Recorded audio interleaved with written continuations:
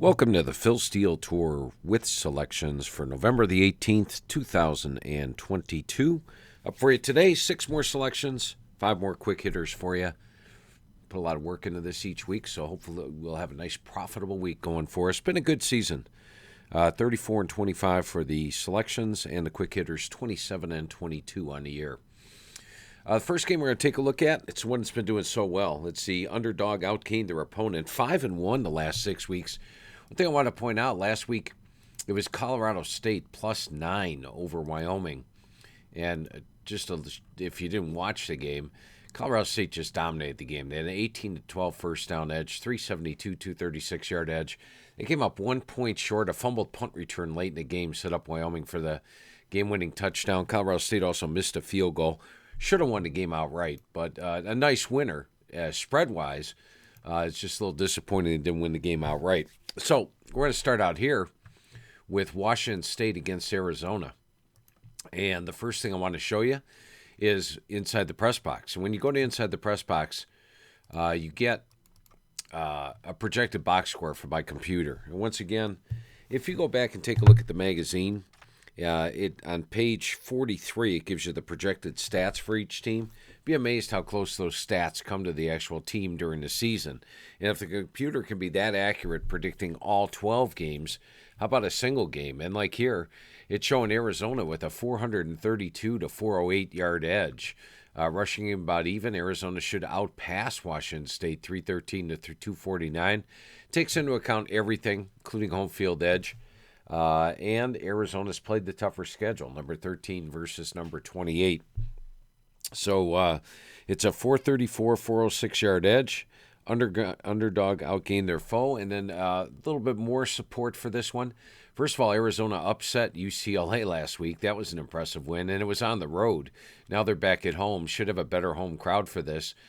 Once again, when you come down here, and the purpose of the Phil Steele Tour is to show you how to use Phil Steele Plus to its fullest, so you can do this for every single game. Any game you're looking at to bet on or look at for the week, line them up side by side, and you've got all this information at your fingertips. So right here, when you click on the opponent, the last 25 years' results show up. Let's do it over here because it might show up better. We're going to take a look at Washington State and Arizona. There it is. Now, as you can see here, the home team has actually won the last 4 and covered them. In this column, if the word is win, that means the team won the game straight up. If the color is green, that means the team covered. So as you can see, there's actually been 6 straight overs in the series, 4 straight home wins. And it figures because you're playing in 2 different climates, especially in November. Arizona tends to be warmer in November, and Washington State tends to be pretty chilly in November. So you've got 2 sites that are like that. Home team has won 4 in a row. My computer says that Arizona State's going to outgain them. They're plus 4 points here. And if you take a look at how they're doing in Pac-12 play, Arizona's minus 29 yards per game, and they're 0. So that right there is pretty close. But offensively, Arizona in Pac-12 play is plus 106 yards per game. Washington State's actually 0. So against opponent averages, they come in and get exactly what the opponent's allowing. So all those factors go in. Your first play is your underdog outgain opponent. Let's make it 6-1. It's Arizona plus 4 over Washington State. I'll move on to another one, and this is going to be San Jose State traveling to face Utah State in the Mountain West. We're going to put San Jose State on the left. We're going to put Utah State on the right. A couple of really good things in this game for you. And this is the one I used on a bunch of my radio shows this week as the play whenever the host asked me for a special play to pull out.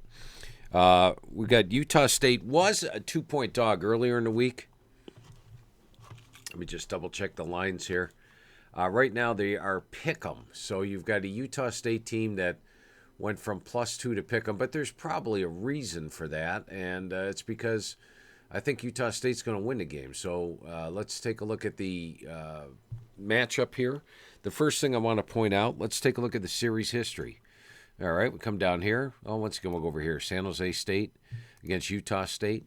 And look at this. 1, 2, 3, 4, 5, 6, 7, 8, 9. 9 in a row for Utah State. Now, how this works is if this is red, that means the team lost the game. You don't have to look at 17-48. Okay, that they lost.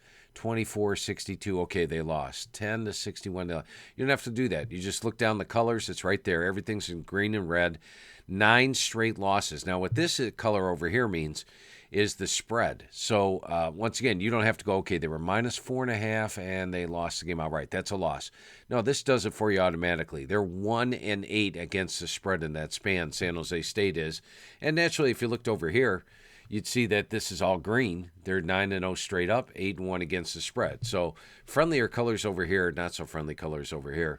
And you could see that Utah State's been able to run the football in this series. Look at those rushing yards every single year, and that there's the red over here. So I love the red-green. It makes everything simple, makes everything quick. You just look at it, and you can see the numbers right out the box. Now, Utah State opened up the year 1-4, as you see here.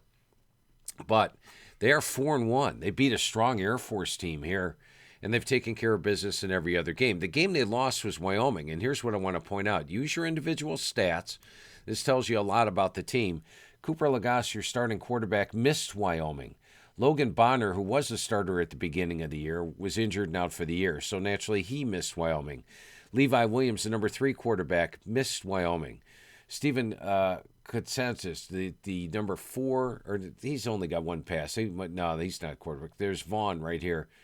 Well, in other words, they use their number 4 quarterback. I don't see the stats for our number 4 quarterback here. He should be in there. But they were down to their number 4 quarterback. Todd will have that fixed a little bit later, and you'll see who the number 4 quarterback was. But that's why they lost to Wyoming. Then you see here, Lagasse returned. They beat New Mexico. They beat Hawaii. So they actually could be 5-0 in this stretch had they not been down to their number 4 quarterback in that game. So they've got their number 1 quarterback back in Lagasse. They've got Calvin Tyler. We run the football better. That's really good this time of year. Running the football better. Calvin Tyler, 853 yards, 4.5 yards per carry. Look at all the red here under San Jose State for the rushing. They've had 37, 25, 81, and 28 yards rushing the last 4 games. And then the other things to point out here is that Utah State has the special teams edge. You can get the latest special teams edge right here each week. There we go. San Diego State's your number 1 special teams team right now. I'm dying to find out who's going to win. Texas, I had Michigan rated number 1 coming in. They're number 3 right now. South Carolina. Cincinnati, they're not putting up great stats offensively or defensively, but their special teams is number 5. That's why they're up there. Oklahoma State, same thing. Oklahoma State's very poor in the AGG, but a number 7 special teams is saving them. So anyway, when you look at the special teams on this game, Utah State ranks in here at number 32, so that's a good thing. And San Jose State comes in here at number 131. Special teams is crushing them this year. So a big special teams advantage for Utah State. And the final thing to point out, went on the Weather Channel, and the average temperature in San Jose State today, or in San Jose, is going to be 63 degrees. Kickoff temperature in Logan, Utah, 21 degrees and dropping. So you got the cold weather altitude advantage, home field, a team that's red hot at 4-1 against a San Jose State team that just got outgained by 292 yards, got outgained by 113 yards by Colorado State. They only beat a very poor Nevada team and got blown out by Fresno. So you've got the last 4 weeks, San Jose not playing the type of football they were earlier in the year. Can't run the ball, better running team, cold weather. Add it all up, I like Utah State. Pick them over San Jose State. All right, we're going to go back to one of my favorite teams the last 2 years, the East Carolina Pirates. Love these guys. They're 15-5 against the spread their last 20 games, and they're playing some good football right now.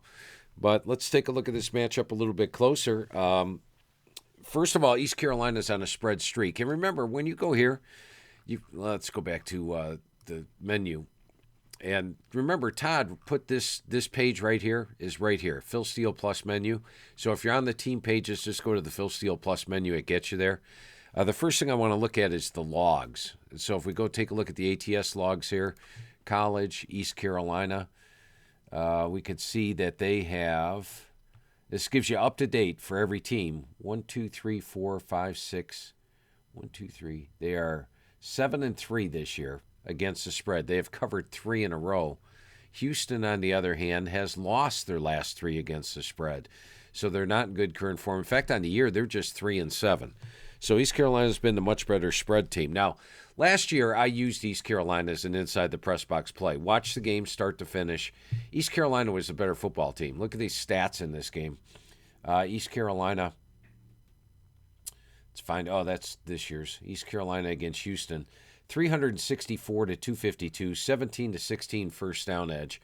They were the better team, but they ended up losing the game in overtime. So that's a nice thing we got going for us. Now we get them back at home, playing with revenge. We're on a spread streak. They're not. And if you take a look at the last 3 weeks AGG on this one, Houston beat a poor USF team. They rated a grade of 95.3. The SMU game, they gave up 77 points. They rated a grade of 102 because they did put up 710 yards and actually outgained SMU on the road. The AGG takes that into account. So even though they lost by 14, it was a pretty good AGG. And then last week against Temple, they actually got outgained by Temple by 48 yards at home. They needed a late touchdown pass to pull out the win. That only graded a 90 grade. So as you can see here, a loss on the road graded much higher than a home win because of the competition and the yardage, how it worked in the game. They outgained Smooth. They got outgained by Temple. That's how the AGG works. Their last 3 weeks AGG doesn't add up to much. Just 96.0. East Carolina beat a very strong UCF team, 34-13. They went into BYU in a situation that favored BYU. Altitude, travel, non-conference sandwich game, came out with the win. And last week, they outgained Cincinnati, 454 to 310. So their last 4 weeks, last AGG, the last 3 weeks, 116, 107, 109. They're playing to an AGG of 111.0. Houston, 96.0. That says East Carolina by 18. Watching last year's game, East Carolina dominated Houston on the road. I'm taking East Carolina minus 5.5. My spread, darling. I've used them as inside the press box so many times the last 2 years. They are 15-5 against the spread over the last 20 games. All right, let's move on to another one here. It's Penn State against Rutgers. We're going to put Penn State on the left because they're the visitor. We're going to put Rutgers on the right because they're the home team. Now, this is one that you can take a look at the series history. It really shows you something here. Here's Penn State against Rutgers. Penn State is won 1, 2, 3, 4, 5, 6, all 8 meetings. They've covered the last 2. They didn't cover here as a 40-point favorite, a 28-point favorite, and a 31-point favorite. We're not in that stratosphere. We're minus 19 here, which is more like the last 2 years where they covered. The one thing I want to really point out is Rutgers' offense right here. Let's take a look how many points Rutgers has scored. 0, 7, 6, 7, 6, 0, 3. In the last 7 years, Rutgers has scored 3.6 points per game against Penn State. And are they in great form offensively?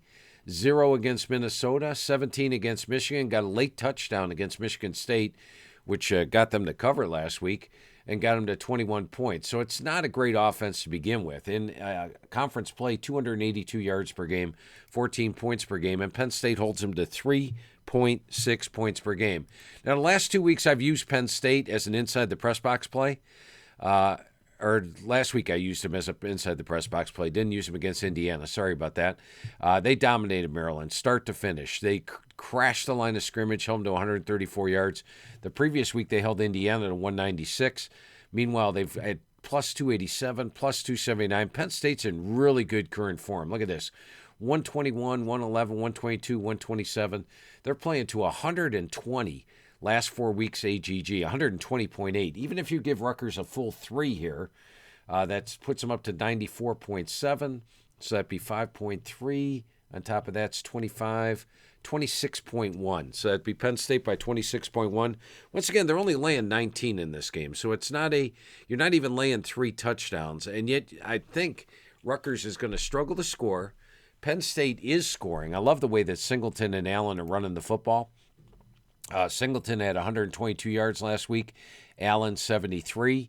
You've got Clifford. And then if it does turn into something where they were leading, they bring Drew Aller in, their QB of the future, to get him some experience late. And Drew Aller's got some tools.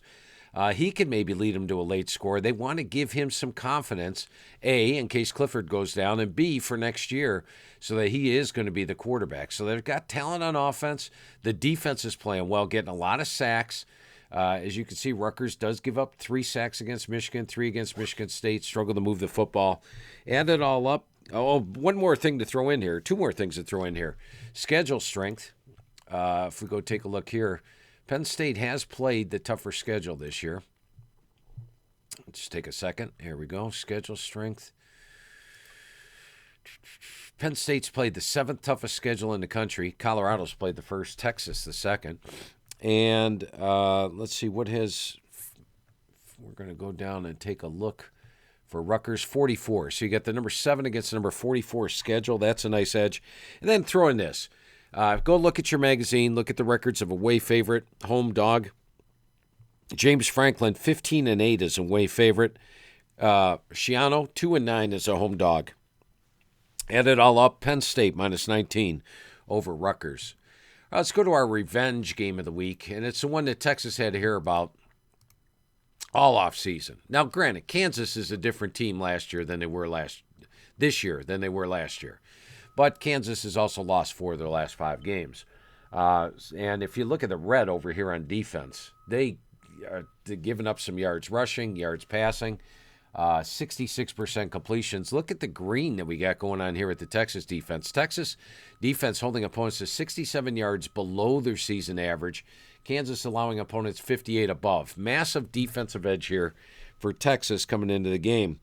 They're playing with legitimate revenge. You go back to last year, Kansas has got all this red going for them. They're going nowhere, don't have a chance.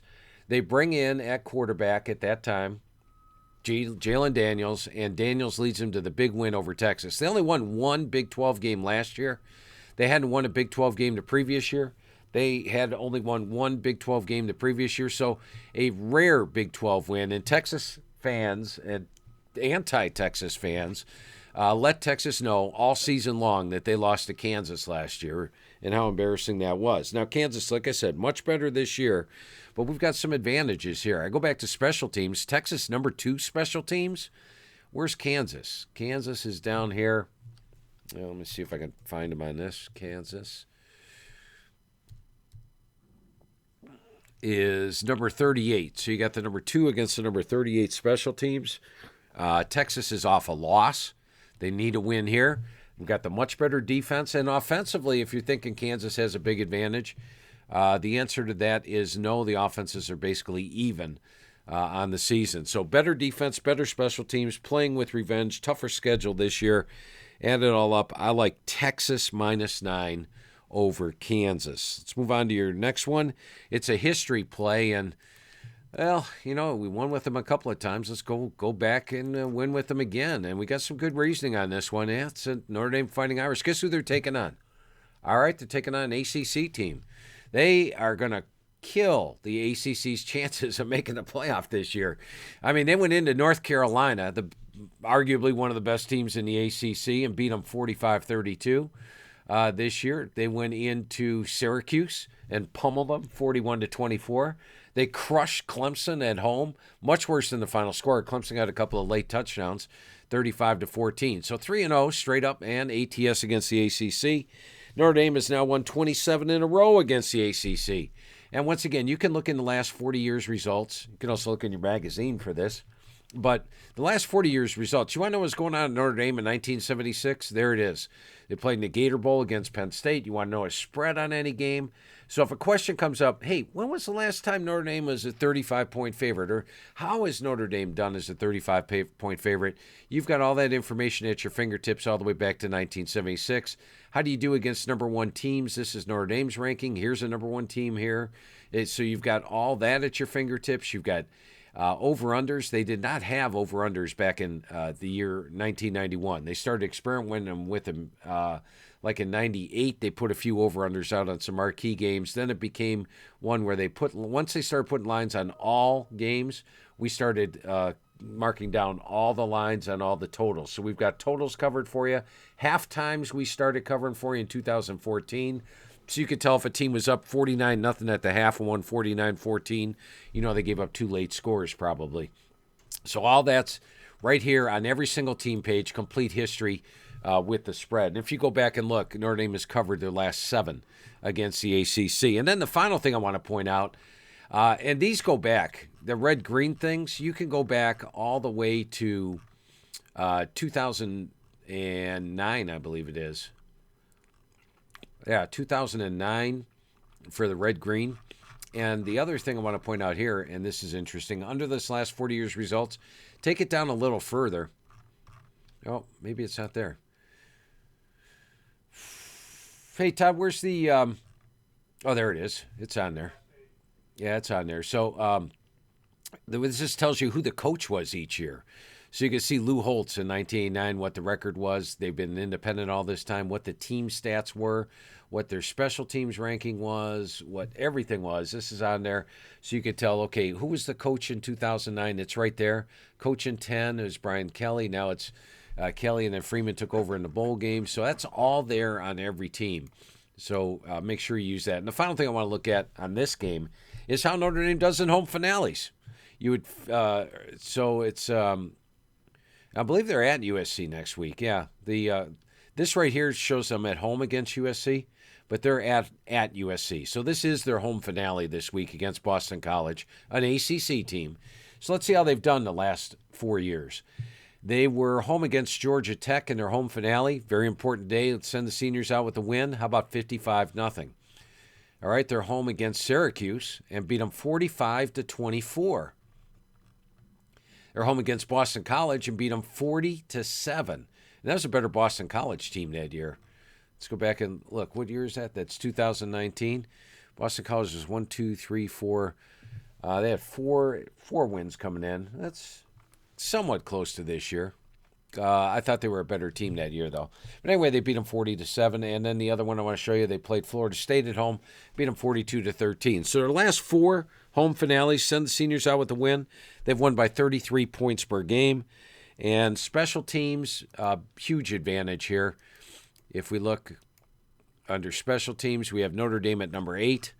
And Boston College is all the way down here at number 124. So a big special teams edge. Home finale, ACC. Our history play is Notre Dame minus the points over Boston College. All right, let's get to your quick hitters. And we're going to start out with Louisville against NC State.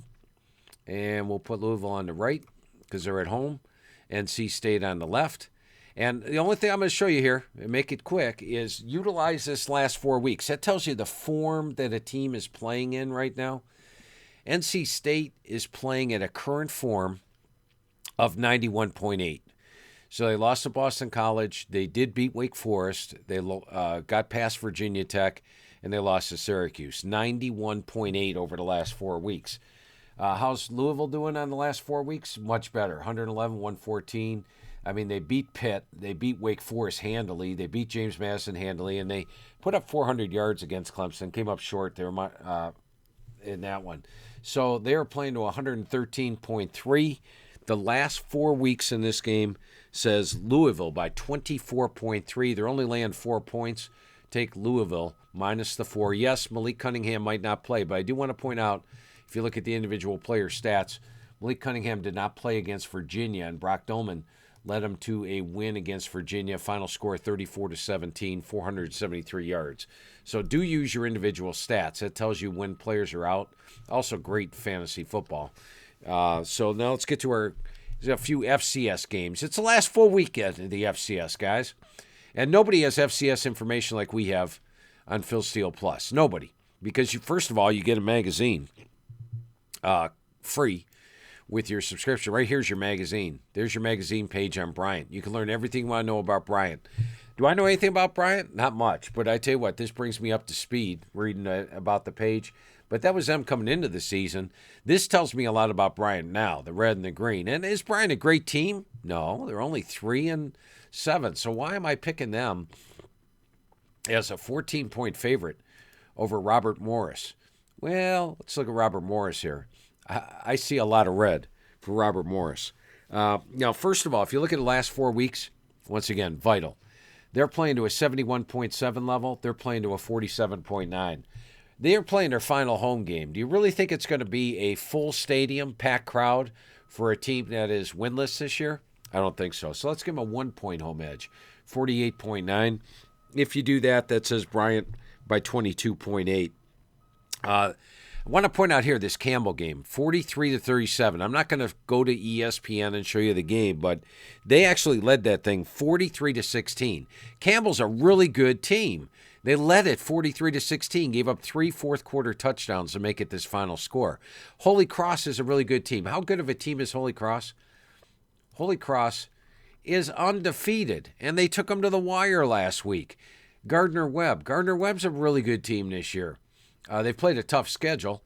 They've got some losses up here, but they have dominated. They beat Robert Morris 48-0. They lost to Gardner-Webb by 8. And Charleston Southern, a good team. They lost by 1. So you add all this up.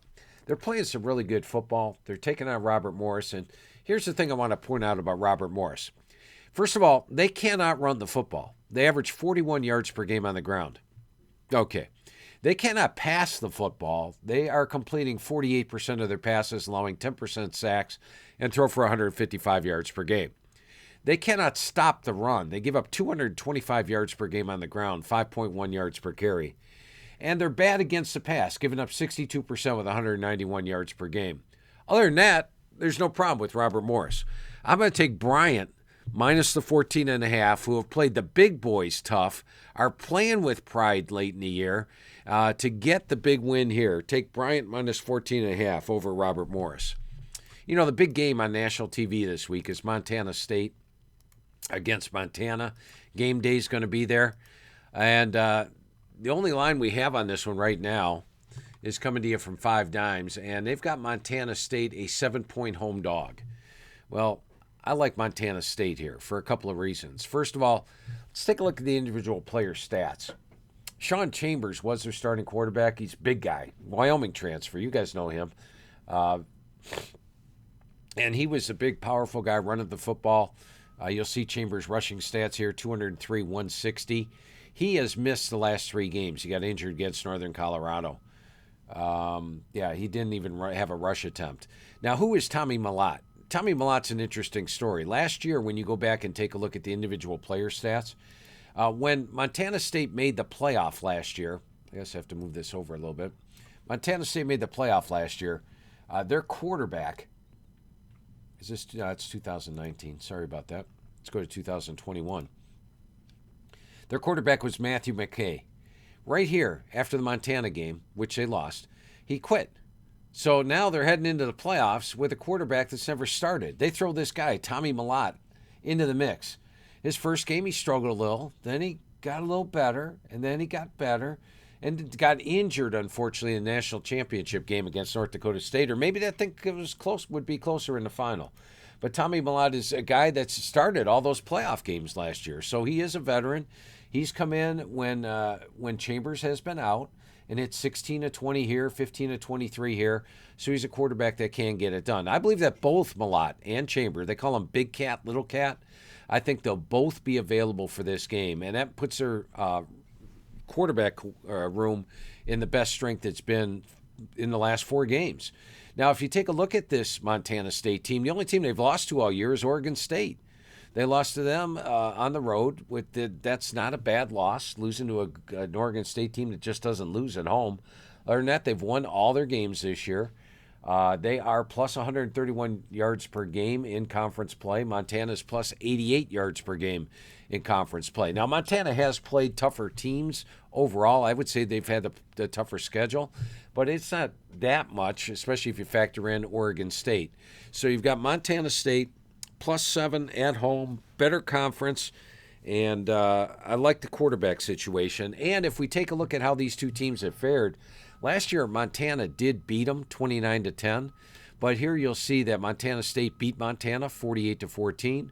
Montana State beat Montana 29-25. Montana State beat Montana 31-23, and Montana State beat Montana 24-17. So they're 4-1 in the last 5.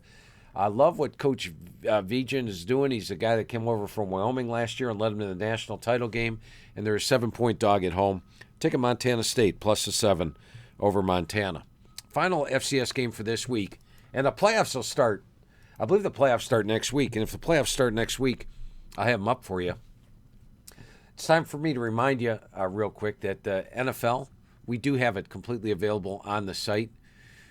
Take a look at like the Bengals, for example. I bet you didn't think coming into the year they'd be 5-3. They got a good chance to get it righted this week against Pittsburgh. You want individual player stats for fantasy football? There they are for this year. You want individual stats for players fantasy football to see what they did against the team last year? There it is. It's at your fingertips on every single team. And much like this, you want to know how Cincinnati-Pittsburgh series has gone? There it is. Cincy's won 3 of the last 4. Prior to that, Pittsburgh had dominated the series. But Cincinnati has done very well, winning 3 of the last 4 straight up in ATS. And over here, though, the home team is, you can see, green, 5-1 against the spread. So all that's at your fingertips for the NFL.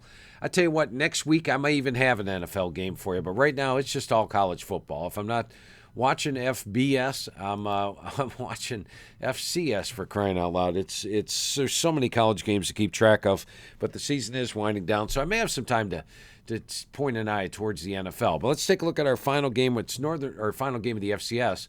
It's Northern Iowa at South Dakota, and when I popped this one up last night, just looking at them, the red popped out to me for South Dakota here, and for Northern Iowa. I was thinking back to last year, and I believe it was last year at the end of the season, Northern Iowa needed a win. Let me slide this back over here a little bit. Northern Iowa needed a win to get to a bowl game, or to get to the playoffs, I should say. They came in with 5 losses. They had 5 wins. They were off a tough loss to Illinois State and then Bobby Petrino's Missouri State last year. And they were hosting Western Illinois. And they just blew them out of the water. And they made the playoff. So it was a big game. Well, this year, guess what? They're 5-5 again. And they're off a loss against South Dakota State. They played South Dakota State tough. And now they need a win to wrap up a playoff spot, and they're playing South Dakota. So you've got a team that's got a lot of green over here versus a team that's got a lot of red over here. South Dakota's offense not moving the ball well. 291 yards, 73 yards below their opponent's average. Northern Iowa's averaging 65 yards per game above opponent average, but it gets even worse here. Northern Iowa, the last 4 games, their offense is rolling. 41, 41, 37, 28, plus 109 yards above opponent's averages. They're minus 77. So Northern Iowa's got an offense that's rolling. Let's see who's doing what. Theo Day, your quarterback, has been their quarterback all year.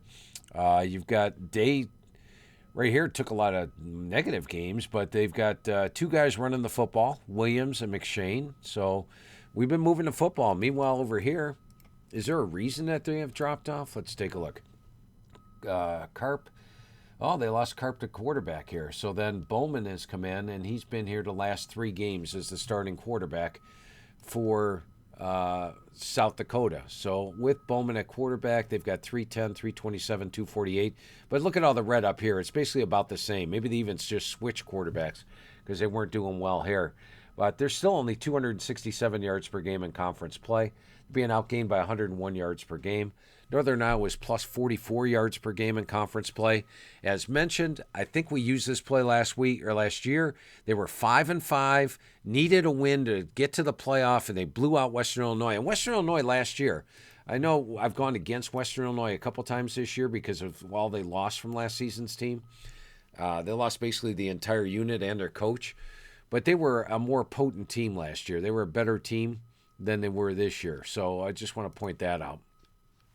So add it all up, we are going to take Northern Iowa minus 5 over South Dakota. That's Northern Iowa minus 5 over South Dakota. And final game we wrap up for the quick hitters is going to be a Big 12 game. And once again, it does go back to a game that I clearly watched, well, at least the first half of 2 years ago. And it's one of the reasons I like this game today. But there are more reasons than that. First of all, let's take a look at these 2 defenses, guys. Over the last 3 weeks, Texas Tech has given up 442, 429, and 525 yards. They're giving up 465 yards per game. Iowa State's given up 332, 200, and 244. So over the last 3 games, 258 yards per game. That's 207 yards per game better on the defensive side of the ball.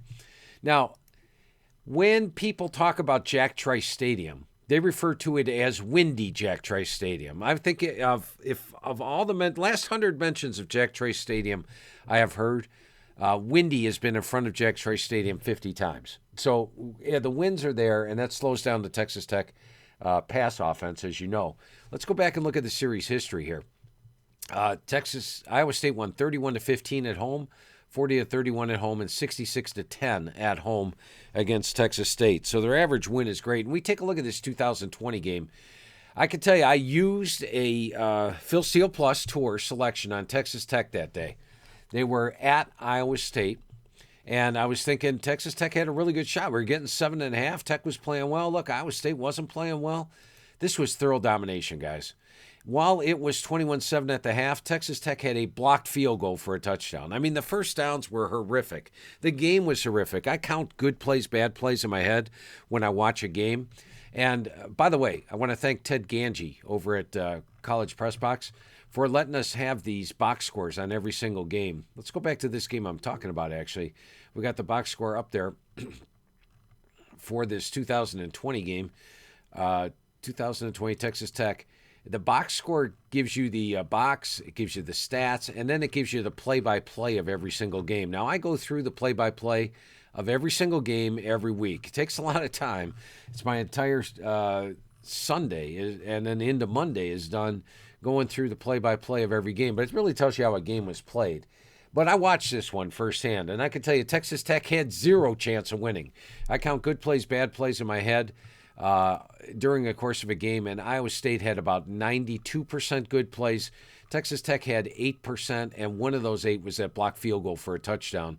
They were very fortunate to be only trailing 21-7 at the half. And then as it was, as you can see up here, I won't go through all the individual play-by-play of the game.